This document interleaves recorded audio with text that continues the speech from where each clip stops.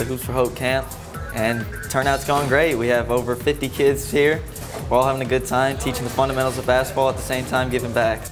Today we have been focusing on being better basketball players, teaching kids how to improve their skill level by passing, dribbling, and shooting, and also teaching kids how to serve each other and serving others in the community. And I'm so excited to be a part of this camp, and I look forward to the future and hosting this event and being a part of it.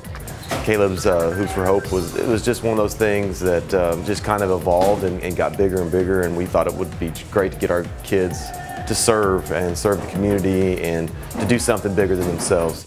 We're donating cans for the needy and helping kids how to play basketball and teaching them the fundamentals at the same time. The spirit out here is real good and fun. We're out here having a good time.